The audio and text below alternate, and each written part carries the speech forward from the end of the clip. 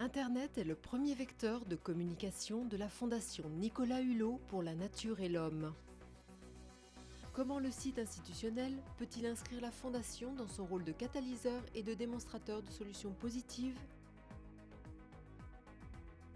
Inciter à la réflexion, un webzine où les enjeux sont traités à travers points de vue experts et témoignages pour penser le changement. Mobiliser tous les acteurs, une action room pour promouvoir les actions terrain.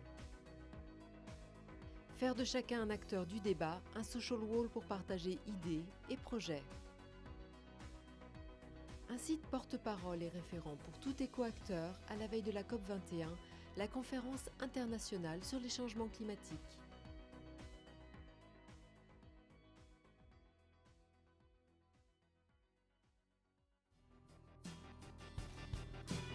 Dominique Léventrioc, vous avez lancé cet été une nouvelle version du site internet de la Fondation Nicolas Hulot. Quelles ont été les raisons de cette refonte et quel est le nouveau positionnement du site ? La Fondation Nicolas Hulot s'adresse à beaucoup de publics très différents, que ce soit un public scientifique, un public politique, un grand public, des collégiens, etc., etc. Et on avait un site qui, au fur et à mesure du temps, était devenu trop fouillis tant techniquement qu'en matière d'organisation des idées et des propos. Et donc il s'agissait de trouver une nouvelle dynamique pour que les gens viennent, mais également pour qu'on trouve des liens avec l'ensemble de nos autres outils de communication, notamment les outils réseaux sociaux. Olivier Houvenot, vous êtes le président de Smart Agence. Pouvez-vous nous expliquer comment vous avez conseillé la Fondation Nicolas Hulot dans sa nouvelle stratégie 2.0 ? La première chose, c'est qu'on leur a proposé une démarche de travail ensemble en fait, une démarche de travail collaboratif. Ensuite, on leur a proposé un principe qui était quel type d'analyse on avait, quel était l'élément référent, qui était une approche centre utilisateur. Et puis on leur a proposé un concept stratégique autour d'une stratégie d'influence sur lequel on a retravaillé autour de différents leviers de l'influence. Trois leviers qu'on avait identifiés, qui étaient l'expertise, qui était le dynamisme, l'activisme, l'action, et qui était la visibilité, bien sûr. Quelle est, selon vous, l'importance des réseaux sociaux dans la stratégie de communication d'organisations telles que la vôtre ? Le lien avec les donateurs, le lien avec les sympathisants, le lien avec l'ensemble des publics qui sont autour de nous se crée essentiellement à travers le numérique, à travers le site internet, mais également à travers Facebook, à travers Twitter, etc. On est extrêmement actifs sur Facebook et Twitter parce qu'il nous faut un lien et un feedback quasi immédiat. Et nous, effectivement, on n'a pas une relation de client à marchand, on ne vend rien. On propose des idées, on écoute ce qui se passe, on synthétise et on essaie de faire en sorte de diffuser des nouvelles pratiques et de changer le monde en agissant sur les comportements individuels et collectifs.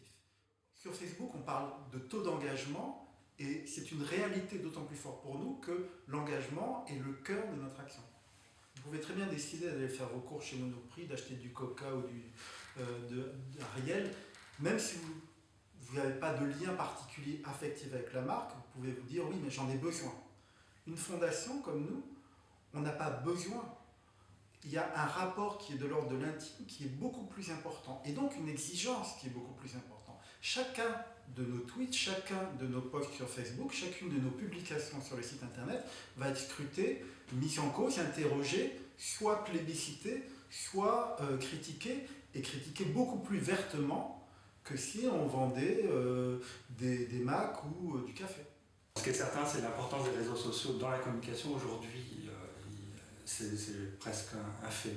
Maintenant, il y a une implication qui va être assez différente selon les acteurs.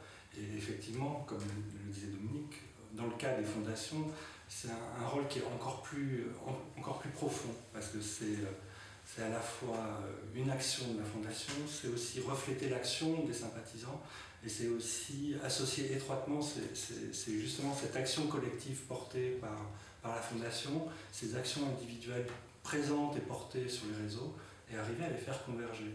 Et c'est aussi une action qui est sur une cause commune qu'il faut arriver à faire converger tout simplement. Comment êtes-vous structuré pour gérer votre présence sur les réseaux sociaux ? Le Facebook de Nicolas, c'est pas lui qui le remplit.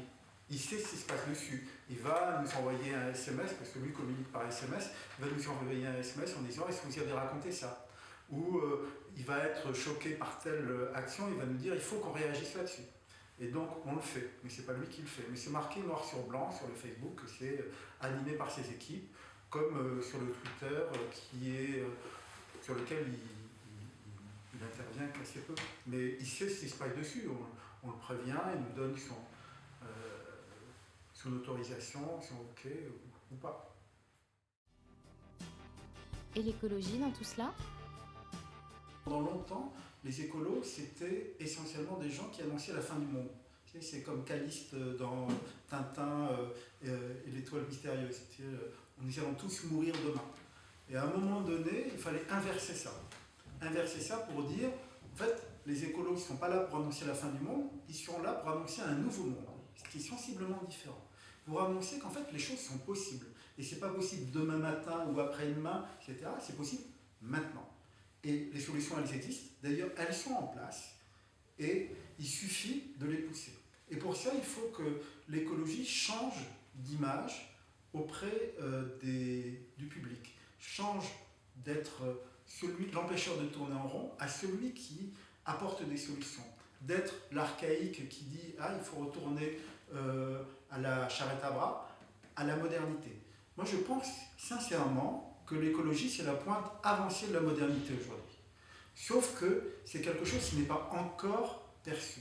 Le fait de dire on va utiliser des moyens modernes, les réseaux sociaux, Internet, Twitter, etc., pour véhiculer nos pensées, c'est déjà dire qu'on est dans ce courant, qu'on n'est pas à contre-courant, mais qu'on est dans la modernité. Et aujourd'hui, on peut être écolo et utiliser une tablette, on peut être écolo et être sur Facebook. Il n'y a aucune contre-indication. C'est dire, j'ai une certaine vision du monde, je veux combattre un certain nombre de choses qui sont des dérèglements, et je veux que collectivement, on puisse vivre mieux. C'est une modernité et ce n'est pas un retour en arrière.